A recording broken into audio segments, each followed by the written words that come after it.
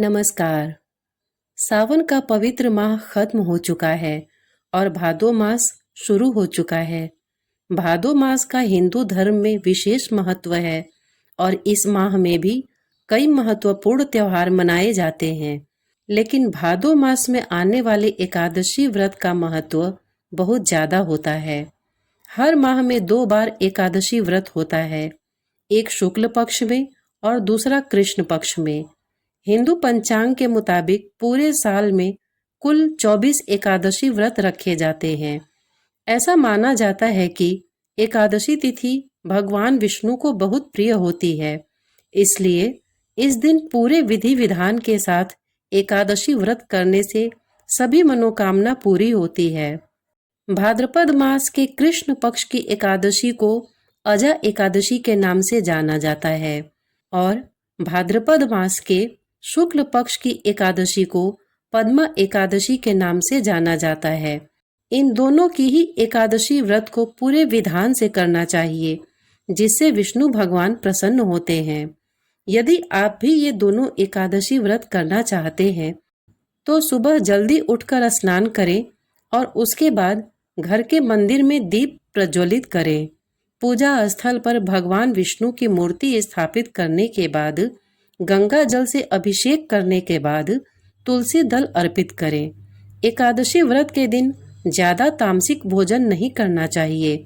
संभव हो तो उपवास भी कर सकते हैं। विधि विधान से पूजा करने के बाद भगवान विष्णु जी की आरती करनी चाहिए।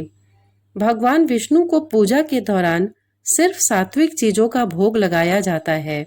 भगवान विष्णु के भोग में तुलसी को जरूर शामिल करें। धार्मिक मान्यता है कि बिना तुलसी के भगवान विष्णु भोग ग्रहण नहीं करते हैं। इस बात का भी ध्यान रखें कि भगवान विष्णु के साथ माता लक्ष्मी जी की भी पूजा करें। भाद्रपद शुक्ल एकादशी व्रत कथा। युधिष्ठिर जी ने भगवान श्री कृष्ण से कहा, हे भगवान, भाद्रपद शुक्ल एकादशी का क्या नाम है? इसकी विधि तथा इसका महात्म्य कृपा करके कहिए।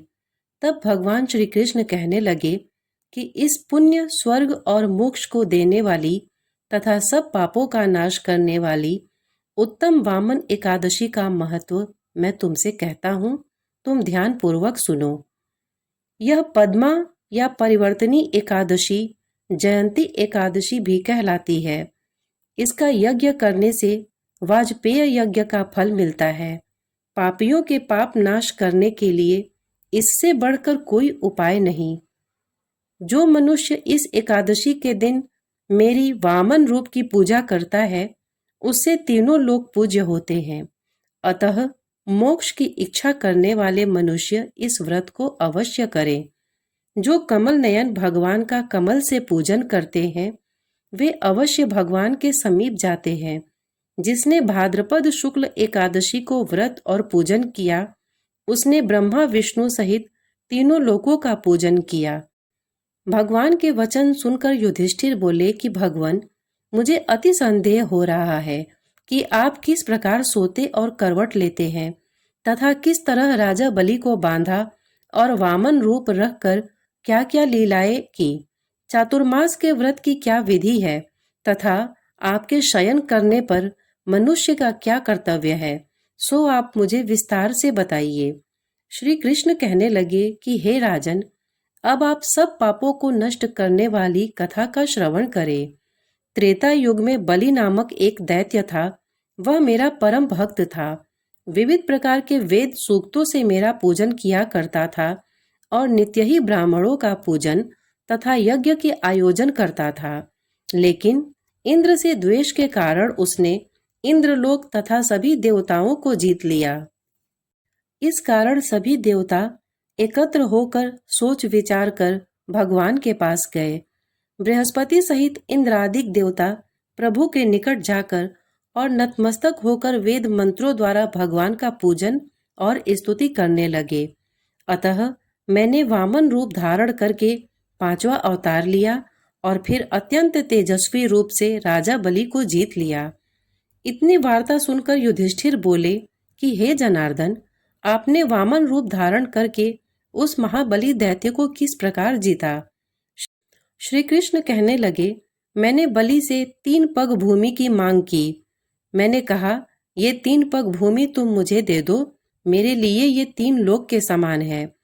राजा बलि ने इसे तुच्छ याचना समझकर 3 पग भूमि का संकल्प मुझको दे दिया और मैंने अपने त्रिविक्रम रूप को बढ़ाकर यहाँ तक कि भूलोक में पद, भूवरलोक में जंघा, स्वर्गलोक में कमर, महलोक में पेट, जनलोक में हृदय, यमलोक में कंठ की स्थापना कर सत्यलोक में मुख और उसके ऊपर मस्तक स्थापित किया। सूर्य, चंद्रमा आदि सब ग्रह, गण, योग, नक्षत्र, इंद्रादिक देवता और शेष आदि सब नागगणों ने विविध प्रकार से वेद सूक्तों से प्रार्थना की। तब मैंने राजा बलि का हाथ पकड़कर कहा कि हे राजन, एक पद से पृथ्वी, दूसरे से स्वर्ग लोक पूर्ण हो गए, अब तीसरा पग कहाँ रखूं? तब राजा बलि ने अपना सिर झुका लिया और मैंने अपना पैर उसके मस्तक पर रख दिया, जिससे मेरा वह भक्त पाताल को चला गया। फिर उसकी विनती और नम्रता को देखकर मैंने कहा, हे बलि, मैं सदैव तुम्हारे निकट ही रहूंगा। विरोचन पुत्र बलि से कहने पर भाद्रपद शुक्ल एकादशी के दिन बलि के आश्रम पर मेरी मूर्ति स्थापित हुई। इसी प्रकार दूसरी क्षीर सागर में शेष नाग के पृष्ठ पर हुई। हे राजन, इस एकादशी को भगवान शयन करते हुए करवट लेते हैं, इसलिए तीनों लोकों के स्वामी भगवान विष्णु का उस दिन पूजन करना चाहिए। तांबा, चांदी, चावल और दही का दान करना उचित है। रात्रि को जागरण अवश्य करना चाहिए। जो विधि पूर्वक इस एकादशी का व्रत करते हैं, वे सब पापों से मुक्त होकर स्वर्ग में जाकर चंद्रमा के समान प्रकाशित होते हैं और यश पाते हैं। जो पाप नाशक इस कथा को पढ़ते या सुनते हैं, उनको 1000 अश्वमेध यज्ञ का फल प्राप्त होता है। इति शुभम। इतने धैर्य से इस कहानी को सुनने के लिए आपने अपना बहुमूल्य समय दिया। इसके लिए आपका बहुत बहुत धन्यवाद। नमस्कार।